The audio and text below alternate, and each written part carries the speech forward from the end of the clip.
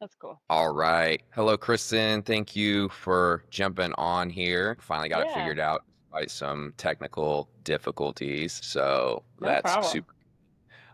So I guess to kind of kick things off, let's just, if you don't mind, just kind of introduce yourself, like what you do. Obviously, I know, but just for everyone else, Sure. and kind of like a little bit of your background and how you got to where you are. Yeah, no problem. So I'm a physical therapist with MovementX. I work in an out-of-network setting, which means all of my care is one-on-one with my clients, always focused on giving them what's best for them in that moment. And I love working with athletes, CrossFit athletes being some of them, runners, golfers, baseball players, softball players. So anybody that really wants to move well and move for a long time without pain. Love to see aging athletes and young athletes alike and just make their plan specific to them and what they need to be good at what they want to do. Awesome. So, I guess we'll just kind of start like big picture and just kind of work down to a little bit, a little bit more focused, sort of Sure. like context Yeah. or in conversation or whatever. But what would you say is the biggest misconception people have when it comes to physical therapy? I think when most people think of PT, they have a more antiquated idea of what PT is. They picture a big long line of tables, PTs scurrying around an office trying to treat 3 to 4 patients at the same time, everybody getting ice or heat, everybody getting ESIM or ultrasound. And that is not what PT has to be. Most people don't need those modalities. In fact, they've just been traditionally used in physical therapy to charge your insurance company more, but it's not what you need. So PT really should be customizable. It shouldn't be just one set of exercise that everybody with shoulder pain gets. It should be very specific to you. And it really should look like what you want to do. If you are going to PT and you're on a table, but you want to hike or ride a bike or play golf, and you're not on your feet completing your exercises and feeling like you're tired or anything close to what your sport is, then you have a bad picture of PT, probably a bad experience, and we want to try to reframe that for you. So, just like with like personal training or coaching in general, like you need to do sports specific physical therapy just like you would do sports specific training, basically, right? Like, do you think that is that Absolutely. fair? Yes, absolutely. Yeah, and I think that So with there's a line that's really close between PT and really good personal training. A lot of times I've worked with clients and I'm like, "Oh, this feels like personal training." And I'm like, "Well, it's personal physical therapy, right? I'm not going to have you work through ranges of motion that are painful or where you feel limited." But if you have good range of motion through something and you don't have pain in that range of motion, and strengthening that is going to help support and improve the problem that you came in for in the first place, then it really should look and feel a lot like you're having a hard workout. PT should be hard. Yeah. Yeah, and I mean, I can speak from personal experience. Like the couple of times I've done physical therapy, I was, like the very, very first time I did it, I kind of went in like, I don't know, probably a little bit too much ego, honestly. And like all of a sudden I'm doing these holds and like sweating my ass off. And it's like I haven't even lifted up a single weight yet, right? So, Yeah, yeah, exactly. Exactly. I feel like that's when I'm doing my best PT is when people are like, "Why is this so hard?" And I'm like, "Well, I found exactly what you needed. You're not good at these things, and that's what's giving you your pain because you're overusing this one area and underutilizing this other thing. So I have to shore up your strength in this area, make you a little more bulletproof, a little more resilient, so you have a fuller glass of water before you get to that point of pain at the bottom of that glass of water." awesome. Yeah, that's a great Yeah. analogy. So I guess kind of with that, like we sort of touched on it already, but like, where do you see physical therapy fitting into like the broader like wellness and fitness like realm, right? Like, kind of if you can like draw that line between like PT, physical therapy, not personal training. I Hmm. know me and Yeah, the other trainers tend to interchange the two, but fitness that's cool. coaching, I love it. general health, all that. Like, how does it all integrate? Sure. I think we're really on a spectrum, and the best trainers are really going to know when you need to have physical therapy. And I think CrossFit Serve does that really well. And the best PTs are going to really know when, like I've done the manual side of things, I've helped you get a little bit stronger, but honestly, long term, you need to be in this strength setting and build more of that strength to prevent your pain from returning.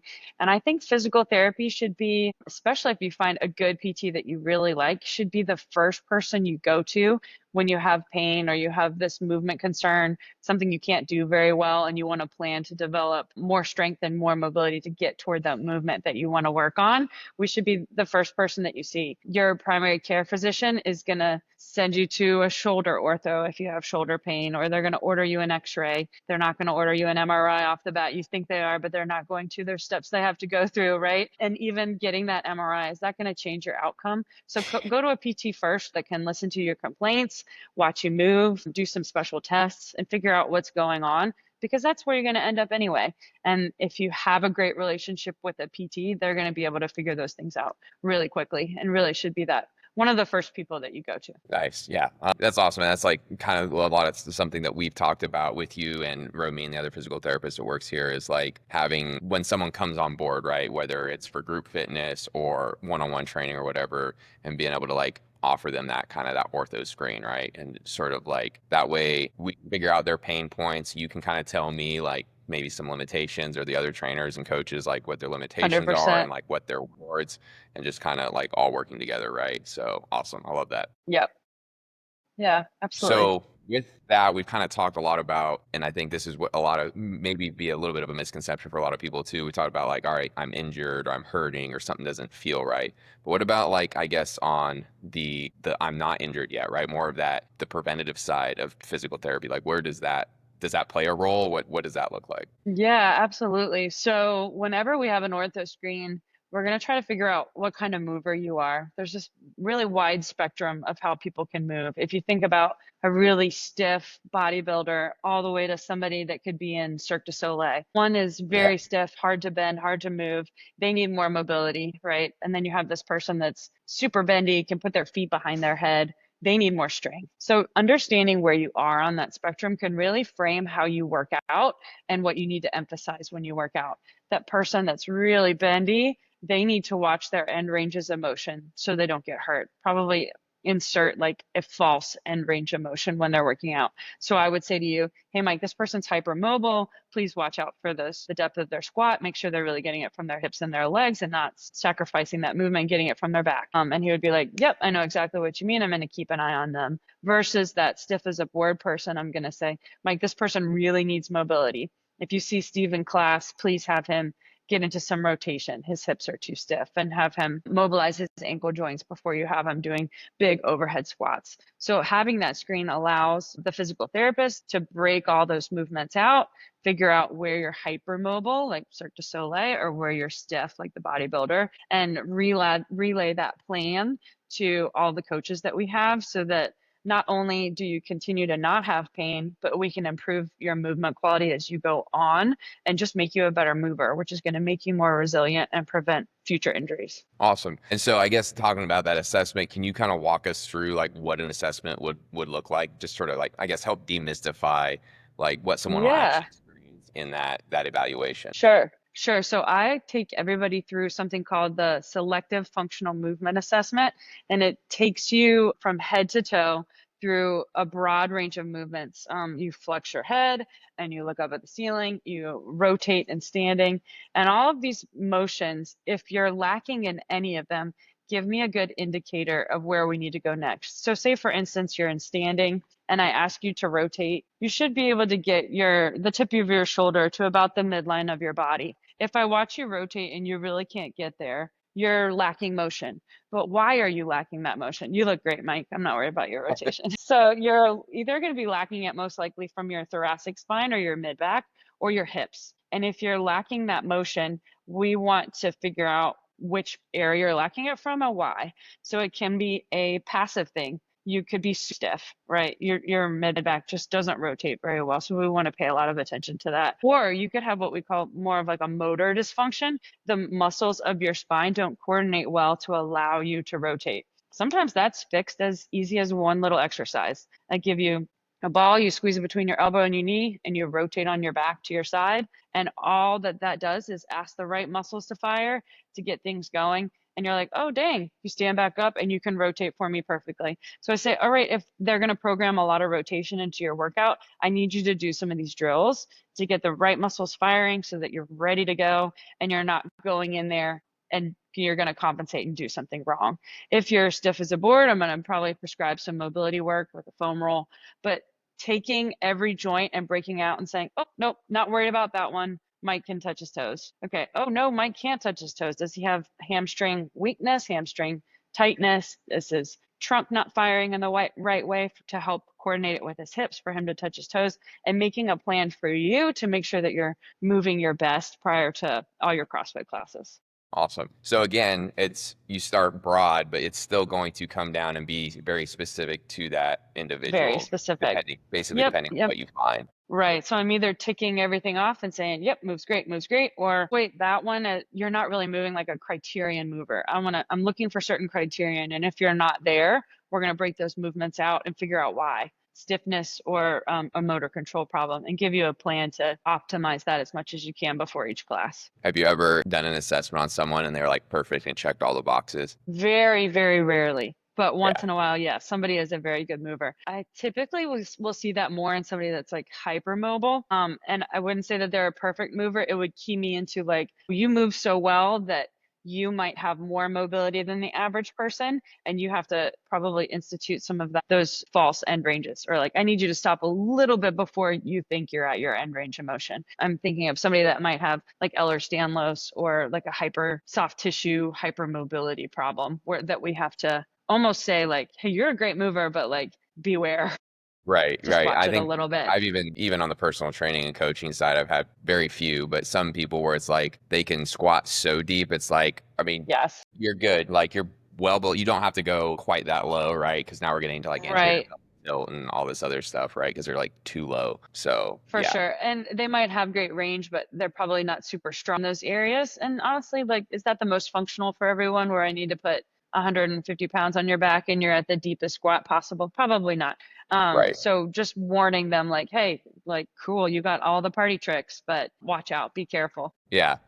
So what are some signs or red flags someone should look for before they get injured, right? Like pain patterns, fatigue, one-sided dominance, something stuff like that. Sure. So I'm always very aware and perceptive and trying to be cognizant that we live a life that's very one-sided and single-sided. We should be able to do things independent, one leg independent of the other, one arm independent of the other. And sometimes with a lot of exercise, sometimes CrossFit included, but I think CrossFit does a better job. But we do a lot of things on 2 feet at once. But if you Mm-hmm. want to run, if you want to cycle, even if you want to swim or hike, you have to step up with one leg. You have to push through the ground with one leg at a time. So I will check out single leg and single arm discrepancies to say, you know what, you're great at deadlifting, but I think you're doing 60% of the work on your right leg and 40% on your left. And this is going to show up over time in some other activities. So you need to supplement it with single leg work, single arm work. Fatigue is obviously something that everybody, I think, should take care of. I think Meg, our head coach at Serb, is awesome at like, hey, be aware of your bodies. Like CrossFit, you should be able to scale stuff. She actually had a really great piece about that in our last newsletter, and tries to keep people really informed of what they shouldn't feel when they go into workouts. So being aware of your fatigue and where you're at, and that's going to vary from man to woman to man, age ranges, right? We fatigue differently. So understanding your body and where you are, and being aware of that, and not just pushing yourself because everybody around you isn't fatigued on the day that you're fatigued. It's not a Yeah. competition with other people, just being aware of yourself. Those would be big. And then obviously like big ones in the PT world are like numbness and tingling in your arms and extremities, like any big loss of strength where you're like, I'm lifting like 50% than last week, like what's happening? Okay, yeah, that's something to pay attention to. Any Sure. like big changes in strength and things like that, but always aware of having as equal strength as possible side to side, and your fatigue as you're building your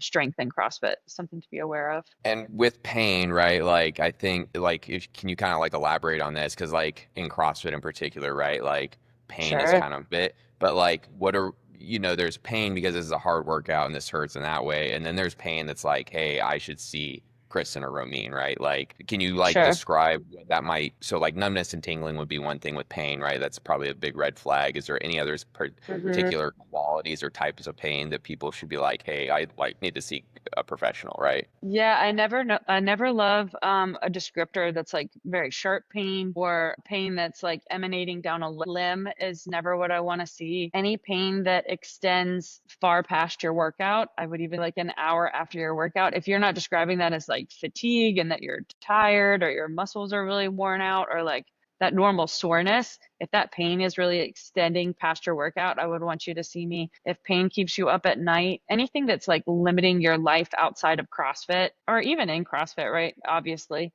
but Yeah. that it's beyond that fatigue and exhaustion from working out, I would want you to see somebody. And it's better to be seen early, right? If you see me early or you see Romine early, it could be 1 or 2 visits and it's like less prolonged and you're right back at it. You have a plan and you don't have to worry about it anymore instead of struggling through things, modifying things, going way down on the weight that you used to do. So just get it addressed early and get back to doing what you love. So, and that kind of brings me into another kind of point or question, really. What's like, so for us here, like we have it kind of easy, us being like the coaches and like trainers and stuff. Like you're in house, I can like just walk up to you and be like, hey, I think you need to talk Hmm. to someone, or I referred this person. But like people, like other, if other trainers out there watching this that aren't part of Serve or whatever, what is the best way Hmm. for a coach or trainer to like refer out to a PT and like kind of develop that relationship with a physical therapist that kind of have that them in their network and be able to refer clients back and forth. Does that make sense what I'm saying? Yeah, for sure. If I were looking for a PT, I would find someone that understands my sport, maybe somebody that practices it themselves, somebody that's in the CrossFit world as a CrossFit trainer, and send them to somebody that you see and that you trust. You know that person, and you know if they will understand the kind of language that you refer your patient or your client to, and saying, I know if you called me and told me Susie has pain with her overhead squat and her right shoulder, it's on the way back up versus the way down. Like we could have that communication. I would know what you're referring to. So if that PT doesn't have that common knowledge and that understanding of the sport, it's going to be a whole lot harder for the client to feel the same level of a relationship that they have with the trainer and the PT. I hope that makes sense. Yeah. I never want, when I send a client back to their sport, for them to feel like, oh, there's a different quality of care here, right? Yeah. Like you want to feel like a nice, smooth transition. Like, oh, Mike knows exactly what Kristen needs and what she's talking about and what she wants me to work on. To have that common knowledge, common understanding, and like, level of effort that we put into our clients, I think the clients can feel. So you have to really, I think you have to find a PT that gets what you do and understands your clients. Yeah, that makes sense. Like probably, for example, like like a physical therapist that's never worked with any kind of athlete or whatever, and has always been working with like only post-op in like a clinic setting or something like that. For Sure, me, probably isn't going to be the best, or someone like me isn't going to be like the best type of physical therapist to try to network and work with, right? for sure. Absolutely. Yeah, I completely agree. So this might get you going on a rant, maybe not. I don't know. This Probably. next, but what do you wish more coaches or like personal trainers like understood about injury rehab or movement dysfunction? What are we screwing up on our end a lot of the times, and you're just like, oh my God, not again, right? Or is there anything? Sure. I don't think you screw up very often, like you're pretty good. But I would say paying attention to single limb, single arm, and single leg stuff, single arm things are often missed. And being aware that when you're doing things with 2 limbs, you can very easily compensate. I think we do a good job at Serve of being aware of that. And then there are so many planes of motion. Like, can we like do other things than forward and backward? In fact, like you will be stronger in things that are forward and backward if you do things side to side and you do things through rotation, right? There's muscles that support us in all planes of motion. And if you don't utilize all of those, you're going to break down through the muscles that move you forward and backward so much quicker. So please rotate, please do stuff side to side, and it's only going to make you better at your deadlifts, your squats, your all those other big movements that we want to do. Yeah, absolutely. It's funny because like I came from sort of a powerlifting background, and I still enjoy that.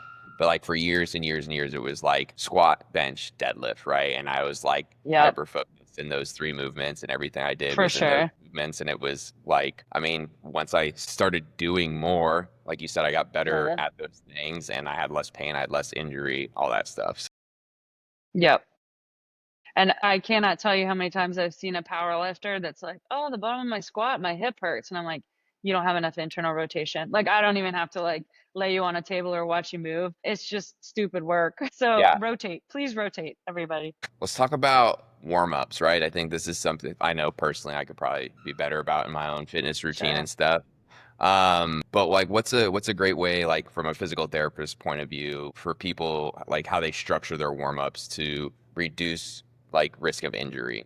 sure. Is there a right way, or is it just like move through the range of motion that you're going to do in the workout, or is it more than that? That's a pretty good basic understanding, right? Move through the range of every joint that you're intending to move through in that workout. We have something in all of our joints called synovial fluid, and that fluid only touches every surface of joint if we move through full ranges of motion. And that synovial fluid gives nutrition to the joint and covers the joint in this like lovey-dovey cushion stuff that everybody needs. So like go through every range, go through flexion, extension, rotation, side bending, and that normally involves a pretty thorough workup or pretty thorough warm up, and then progressively adding load, right? When you're young, you can slap like a few pies on the bar. It's no big deal. You go right down into a full squat and you're like, hell yeah, easy, Yeah. done, and work through that workout really quickly. I wish I was still that way. If I do that now, like my ankle's gonna hurt, my hips isn't gonna feel the best, right? And who wants to jump like your first set, heavy set,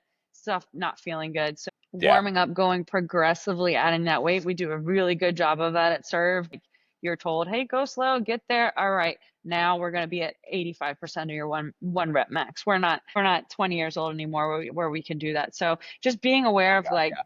you're not in a rush. You have your whole hour here. Take your time, warm up, move through full ranges, add weight slowly, and just work up to that range that we want to be in. I know. I wish I could like go back to my 20 something year old Same. self and be like, yeah, Yep. like a couple air squats. I'm like, all right, here's 315 on the bar, right? Let's start squatting. It's like, and like, yeah, you get away with it for a few years, but like, I'm definitely paying for it now.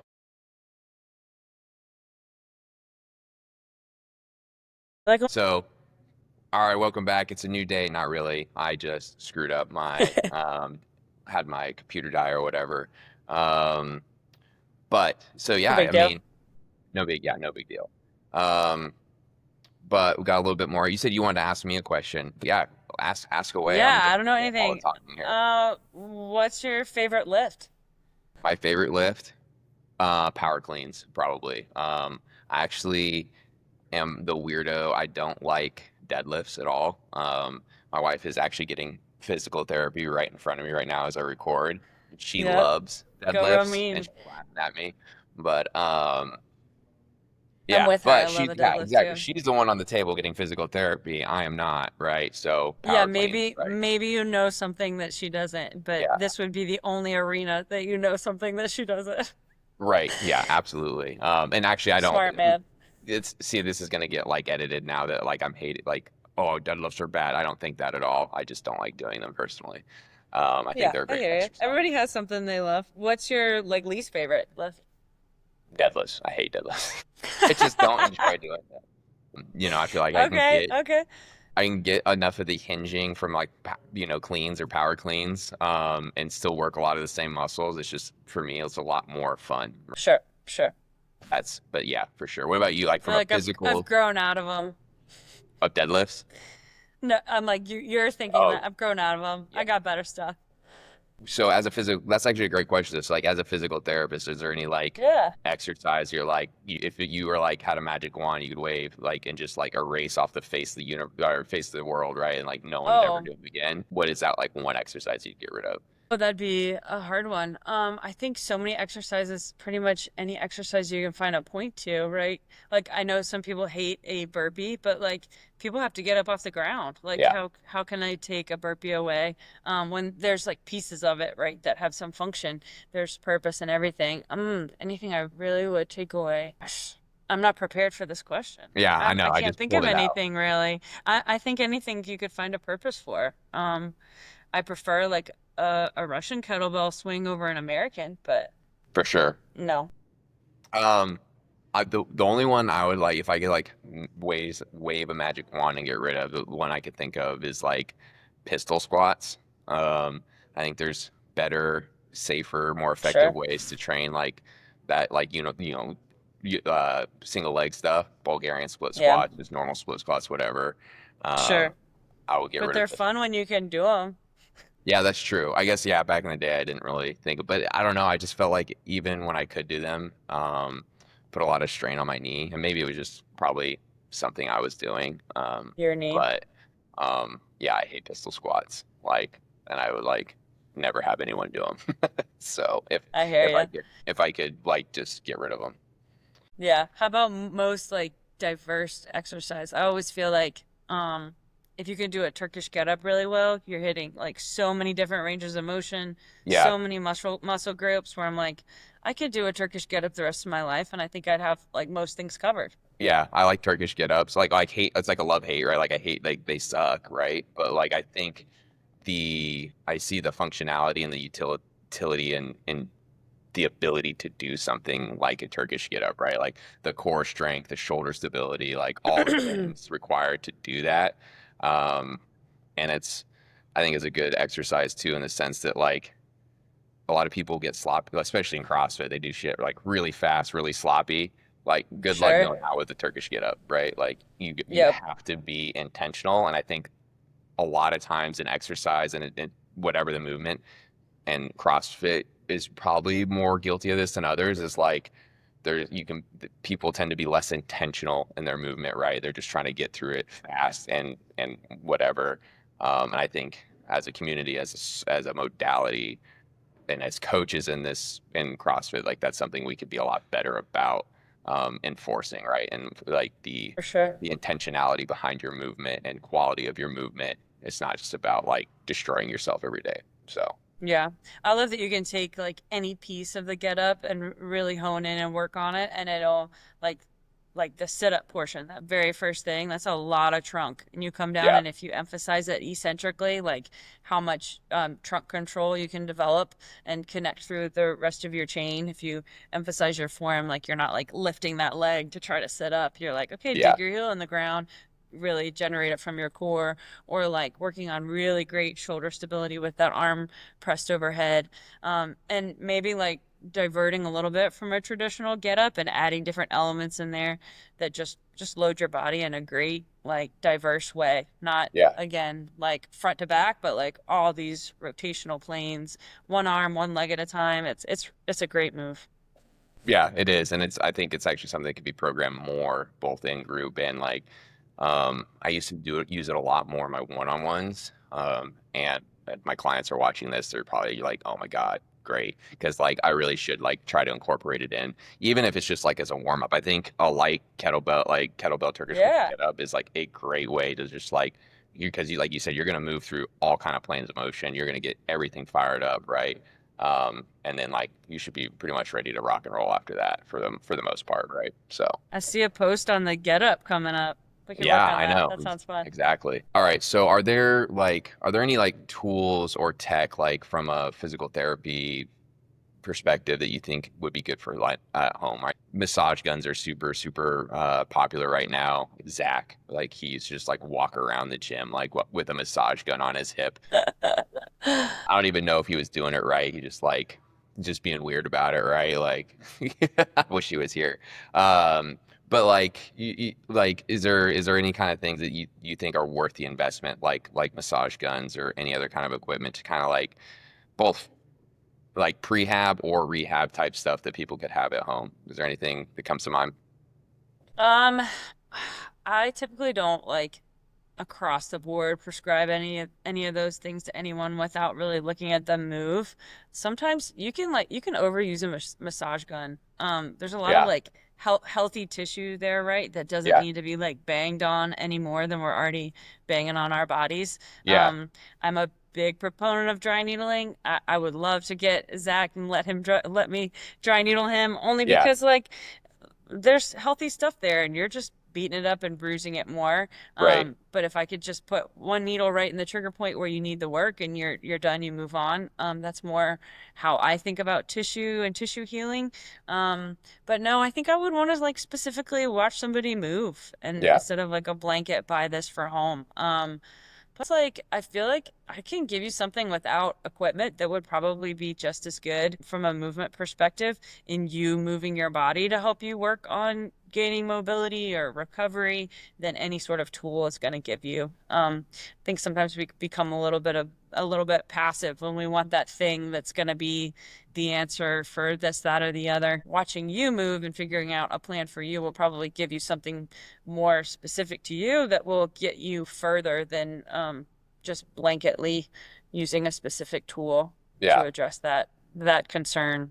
That makes sense. Yeah, everyone wants that easy button, right? And Zach, I mean, I'll I talk get shit it. about Zach, right? He's my business partner. I don't care. Like, dude's always looking for an easy button. But so the goal here is to convince Zach to let you stab him with a needle. Is basically what I got Yeah, from this yeah. conversation. All right, cool. Okay. Oh yeah, yeah. My wife. She's a nurse. She's over here. She's like, I'll stab Zach with a needle, right? Yes, we'll do it at the same time. I'll Yeah, take the yeah. right That's side of the fine. body. So She can everyone's take gonna the stab left. Zach with a needle. That's where we're getting to it with all this. So, Perfect, perfect. um, so But awesome. thoughtful. It's going to be Yeah, thoughtful and thoughtful. just what he needs. Yes. Right. So great. So, kind of to wrap things up, right? So, um, if people want to be like more proactive about like their movement health, what's like one mindset shift that they need to make, or like something actionable that they kind of do today, to do that, right? And kind of be proactive rather than reactive. I feel like a lot of times people in our society is very reactive when it comes to health. From a Sure. physical therapy standpoint, what can they do to be more proactive? Yeah, from a like very Gen Pop perspective, Hmm. move frequently. Yeah, Stop sitting around so much. It doesn't have to be like big dramatic exercise that you're doing. Just don't sit so long. Sitting is the new smoking. right. It's what's gonna kill our generation sooner than we really need to die. Go out for a walk. Doesn't have to be long. Stand up at your desk. Just integrate more movement more regularly into your life. Change. I would also encourage a lot of people to change your mindset around exercise. This is probably more specific to women, but like, please don't be afraid of weight. Like, picking up something heavy, you're just going to build more muscle. You're going to look more toned. You're going to have a better shape, yada, yada. Who cares how much you weigh? Like, do you want that on your gravestone? I don't give a shit what the scale says. Right. I want to know how much I can deadlift, how much weight I can move. Like, I want to beat my kid in a foot race for as long as possible.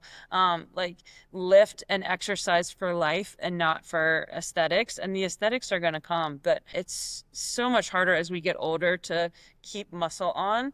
This is your chance as a young person. Like, build some muscle, and muscle is going to fight off not only chronic disease, but pain and movement limitations and all those things that we hear our parents and our parents' complain about, right? Like, Yeah.